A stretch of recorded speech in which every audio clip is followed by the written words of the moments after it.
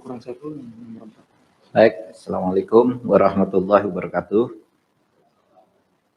Bapak-bapak dan Ibu sekalian, terima kasih atas kehadirannya.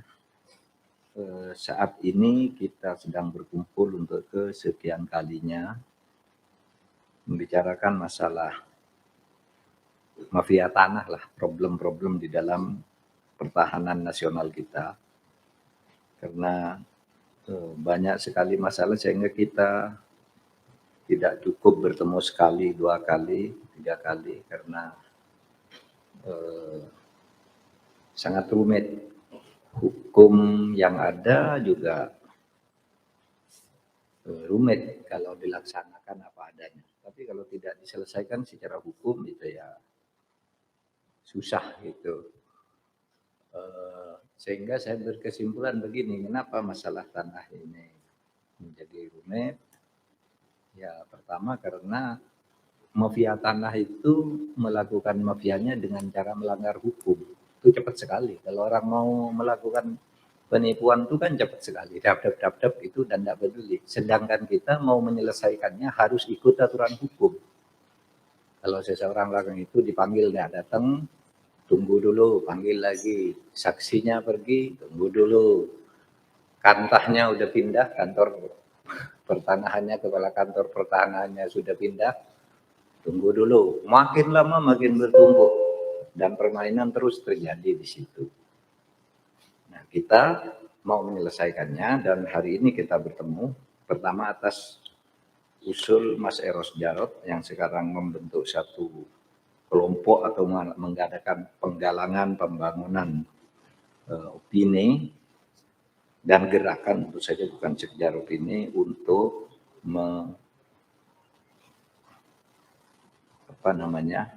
ikut menyelesaikan masalah-masalah pertahanan yang sudah sangat parah ini. Sehingga di sini kalau menurut daftar saya yang dari tamu ini yang hadir, ada Mas Bambang Harimurti, kemudian Pak Faisal Basri tidak datang ya. Tadi macet kali ya, tapi di sini confirm ini. Belum ada konfirmasi. Pak Bambang Harimurti oke, Pak Betor Suryadi, kemudian Pak Denny Indrayana, kemudian Bapak Suwidi Tono, kemudian Ibu Narti. Mana Bu Narti? Di sini ada hadir di sini. Mana Bu? Oh, di situ. Kemudian Ibu Yeni Sucipto. Oke. Bapak Lukas Suarso. Kemudian Bapak Franz Abah.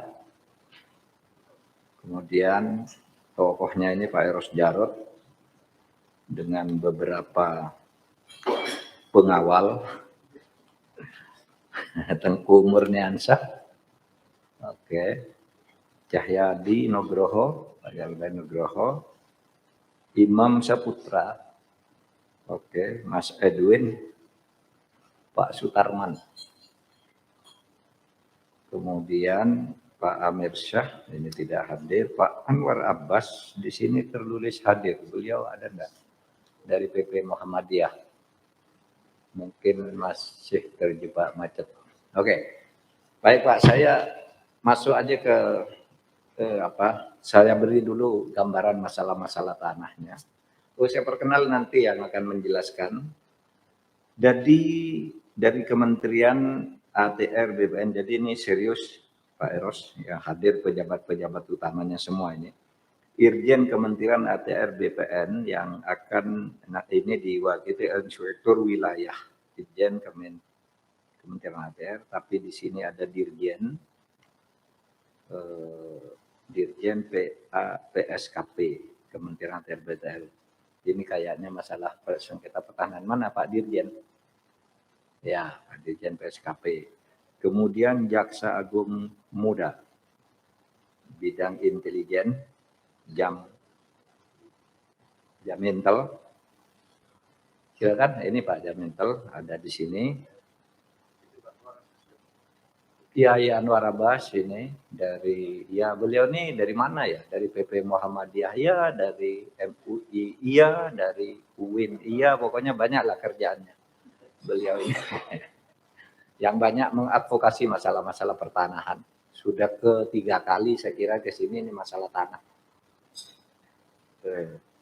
Jadi ada dari Jamintel Pak, ini tadi hadir sendiri Bapak Jaksa Agung Muda Bidang Intelijen. Kemudian Jampidum ini diwakili oleh Kasih Wilayah 2. Kemudian Pak Kabar Eskrim hadir sendiri, Pak Agus Samtrianto didampingi oleh Bapak Dirpidum dan tentu dari Kemenko Polhukam ada banyak ya, dari Deputi 3, dari staf khusus dan sebagainya. Saya sampaikan dulu agar diskusi kita ini masalah-masalah tanah, tolong halaman 3 dari itu ya. Masalah tanah yang masuk ke sini itu banyak. Ya ini betul. Ini ada 11 modus tanah itu. Pertama, tanah masyarakat sudah bersertifikat atas tanah tetapi tidak dikuasai. Sehingga diserobot oleh pihak lain secara tanpa hak. Jadi banyak tanah itu ada nih sertifikatnya punya masyarakat, tapi karena tidak diurus diserobot. Sekarang mau dipakai, ternyata dipakai orang lain. Yang kedua, tanah masyarakat dengan sertifikat hak atas tanah dikuasai oleh masyarakatnya, tetapi tidak punya bukti kepemilikan yang sah. Ya buktinya berupa gendom, kemudian letter C dan sebagainya. Itu juga tiba-tiba dicaplok oleh orang lain. Ada tanah negara yang Bapak BUMN, tiba-tiba ada yang menjual. Seperti yang kasus di mana itu, yang pesantren apa itu. Tiba-tiba ada pesantrennya di sana ternyata milik BPN. Sudah mau diselesaikan, ternyata banyak juga orang-orang gede yang punya di situ. Yang ketiga, tanah yang dihuni oleh masyarakat secara turun-temurun ya, tidak bersertifikat. Tapi tiba-tiba terbit sertifikat hak atas tanah pihak lain. Sehingga dia udah turun-temurun di situ diusir karena tiba-tiba ada sertifikatnya. Tanah yang dihuni oleh masyarakat secara turun-temurun tidak ada sertifikatnya. Kan dulu memang tidak pakai sertifikat. Namun tiba-tiba ada yang memperjualbelikan ya, oleh pihak yang tidak berhak kepada pihak ketiga tanpa sepengetahuan penghuninya. Baru setelah diadukan, orang yang ngadu gitu, lalu enak aja, ke pengadilan aja gitu. Setelah ke pengadilan, kalah juga. Kalau yang ke rumah saya itu, dia turun-temurun, di situ tiba-tiba tanahnya jadi hotel. Nangis pagi-pagi ke tempat saya, embok-embok gitu. Wah, itu tanah saya jadi gimana? Ngadu dong, wah setiap ngadu diusir. Di kantor polisi diusir katanya. Kamu menduduki tanah secara padahal dia udah turun-temurun di situ hotelnya baru. Gitu. Dia tidak punya akses untuk mengadu ke Mas Eros gitu. Kan banyak di desa-desa tuh yang begitu. Mau ngadu kemana dia? Suruh ke Jakarta mau ketemu siapa? Ke Polsek saja sudah diusir. Gitu. Ke BPN juga tidak dilayani. Banyak nih yang begini nih. Berikutnya, halaman berikutnya. Ada klaim tanah adat nih, tanah ulayat. Di atas area tanah sudah bersertifikat milik masyarakat, namun masyarakatnya yang ingin menempati dipolisikan. Malah digiring ke kantor polisi. Ada bodyguard-bodyguardnya. Tidak punya akses lagi. Kemudian ada yang banyak juga kesalahan kantor pertanahan. Provinsi, kota, kabupaten melakukan penerbitan sertifikat hak atas tanah. Ya, ada kesalahan penentuan batas tanah, kesalahan pemetaan plotting tanah, keabsahan dokumen tanah yang mengakibatkan tumbang tindih area tanah antar masyarakat. Sertifikatnya lebih dari satu lah. Ketika dibawa ke kantor pertanahan, loh kok ini ada begini. Waduh, gimana ya? Sudah ke pengadilan aja. Ke pengadilan enggak jelas lagi. Keputusannya bisa ada 2 macam, bisa 3 macam. Jadi bukan kita tidak tahu yang begini nih, tapi bayangkan betapa tidak mudahnya. Kalau orang mengatakan kenapa tidak ditindak, justru kita punya rumusan yang begini nih, dan karena kita sudah mulai bertindak. Sehingga kita tahu, oh ini peta masalahnya. Gitu. Bukan tidak mau menyelesaikan. Tapi tidak mudah karena kita menyelesaikan harus lewat hukum. Sedangkan yang nyerobot ini tidak lewat hukum, seenaknya. Nah, orang seenaknya tuh bisa seketika buat gitu pelanggaran itu. Ada masyarakat yang menguasai tanah aset milik pemerintah yang banyak nih, BUMN, BUMD, aset BUMD, menguasai tanpa hak. Terkadang melibatkan orang gede yang juga memiliki klaim. Misalnya tuh yang saya sebut tadi kasus PTPN yang tiba-tiba ada ponpesnya yang mewah, sesudah dipersoalkan ribut karena dia sudah membeli, sesudah diteliti di pinggir-pinggirnya tuh banyak lagi orang gede yang punya tanah di situ, pensiunan menteri lah, pensiunan jenderal lah, mantan bupati, punya semua di situ. Rumit lagi masalahnya. Ya yang begini-gini ya tinggal PTPN-nya, tapi tadi coba yang lain-lain itu gimana? Yang buat sertifikat kepala BPPN-nya udah mati, lurahnya yang buat surat keterangan pertama udah mati, kantor kelurahannya udah pindah, dokumennya hilang semua, kan hukum tidak bisa kalau tanpa itu. Gitu. Hukum yang sekarang. Makanya kita ketemu nanti kita buat hukum. Ya kalau perlu hukum rimba juga gitu. Terbitnya sertifikat hak atas tanah milik masyarakat di atas tanah aset pemerintah. Ini banyak. Aset pemerintah pemulihan masa lalu. Ya. Di Solo itu masih ada tuh. Waktu dulu dibangun itu di Solo dibangun mall, dibangun fasilitas umum untuk pemerintah. Tiba-tiba muncul keturunan Paku Buwono 7 misalnya. Saya keturunan Paku Buwono, ini tanah kami. Berperkara lagi, dimenangkan lagi oleh pengadilan. Padahal itu sertifikat zaman Belanda 300 tahun yang lalu. Gitu. Sekarang ini terkatung-katung lagi. Kemudian terbitnya sertifikat hak atas tanah milik masyarakat. Berikutnya, halaman berikutnya. Kemudian nih, halaman terakhir, penguasaan masyarakat pada tanah aset pemerintah. Banyak nih masyarakat, aset pemerintah banyak juga. Mengusir nggak bisa. Dan ini ribuan hektar. Yang tidak dilengkapi dengan sertifikat hak atas tanah. Misalnya tanah-tanah milik Angkatan Udara, milik kepolisian, milik TNI AD. Banyak juga tuh yang dicaplok gitu aja, mau diusir nggak bisa. Kami udah tinggal di sini lama dan seterusnya. Padahal sertifikatnya ada, termasuk tanah IPB itu. Dulu IPB punya, ada sertifikatnya, ditempati oleh rakyat, menang di pengadilan tata usaha negara, kalah di pengadilan perdata, masuk ke pidana. Coba. Tadi diskusi dengan Pak Agus Kabariskim, gimana ya kalau kayak gini. Selesai di perdata, PT UN-nya kalah. Menang di perdata, PT UN-nya kalah.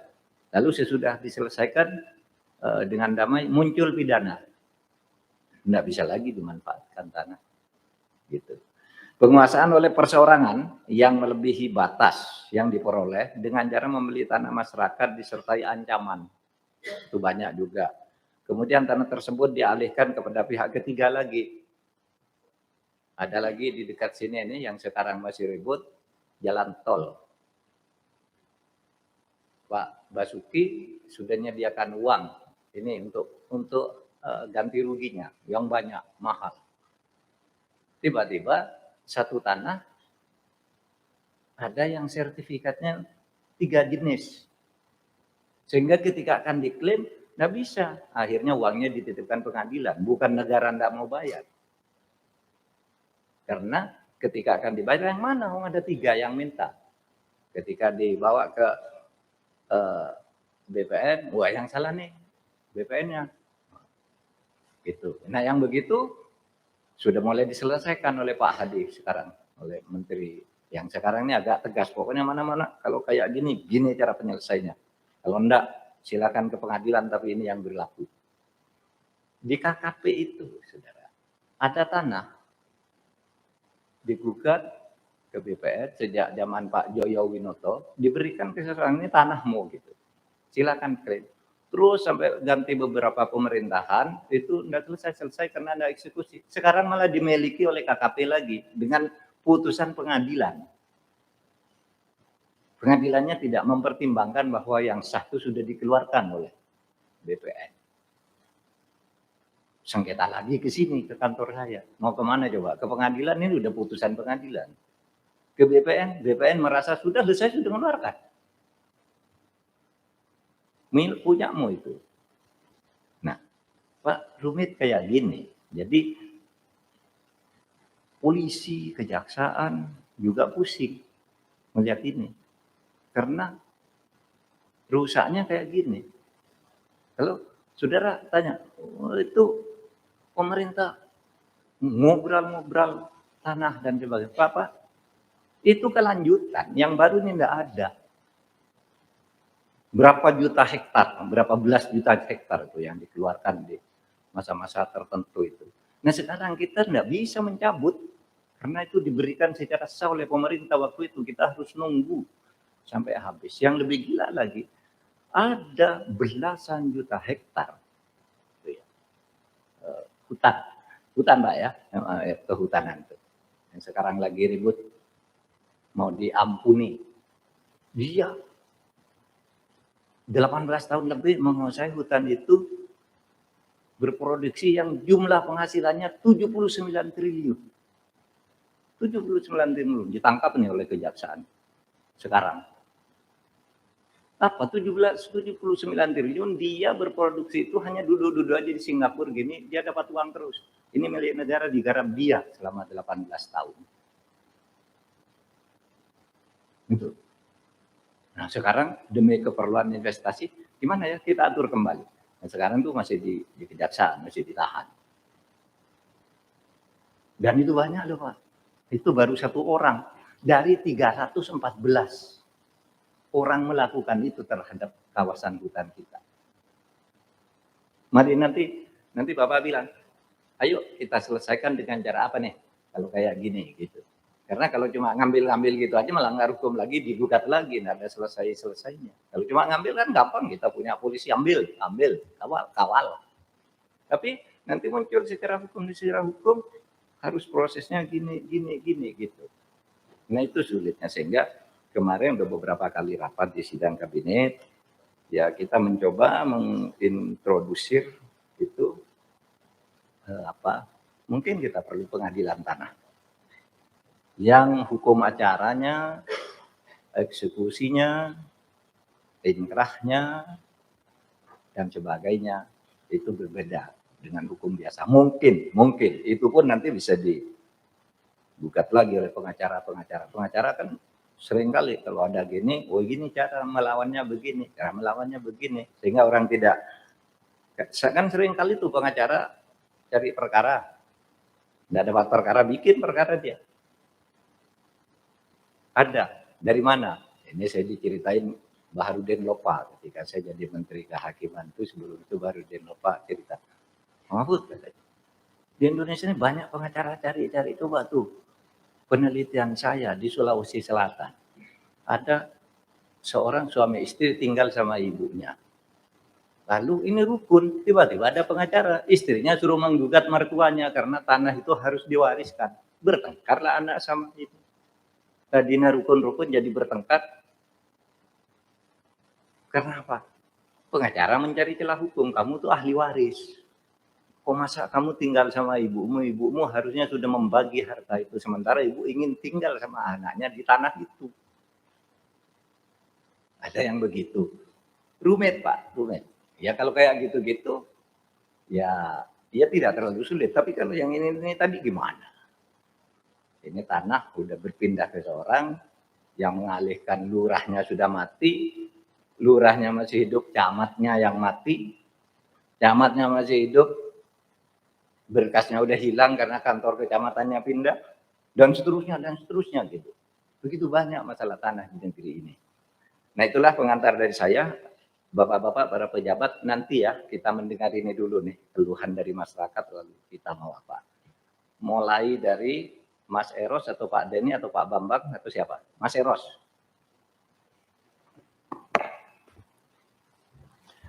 Assalamualaikum warahmatullahi wabarakatuh.